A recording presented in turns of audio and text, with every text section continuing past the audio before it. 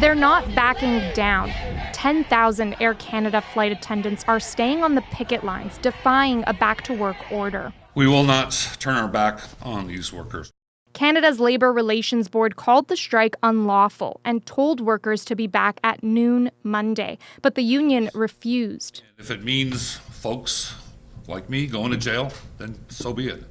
If it means our union being fined, then so be it. We're looking for a solution here, but that solution has to be found at a bargaining table.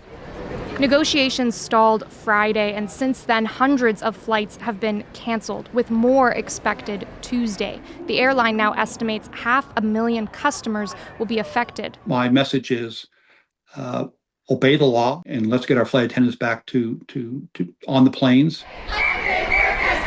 The union is demanding better wages and compensation for unpaid work. Right now, attendants aren't paid for their duties before and after flights. Air Canada says its latest offer would make its staff the best paid flight attendants in the country. It's important that they're compensated equitably at all times, fairly at all times. The federal jobs minister says the government will investigate claims of unpaid work. It's an issue other federal parties have raised before. The minister also defended the decision to invoke a controversial back-to-work order. With both parties saying there's no further room to negotiate, it was clear that they needed an assisted tool. But some experts say Ottawa overstepped, threatening workers' rights. The leverage that employers have in that bargaining relationship is that, of course, they control most of the things about employment. But if we remove that right, as has been happening in these conflicts lately, it completely removes workers' leverage and removes any pressure from employers to have to bargain.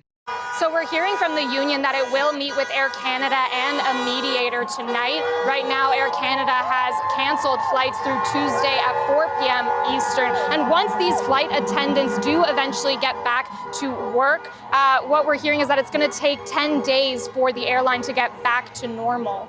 And Jennifer, what could happen next here if the two sides don't come back to the table? So one expert tells me that the government could look to get an injunction. That would mean removing these picketers here. It could also get a contempt order against the union, which could mean jail time for the leader. Air Canada right now says that there won't be a deal with flight attendants unless flights resume. Adrienne. All right, Jennifer Lagrassa at Pearson Airport tonight.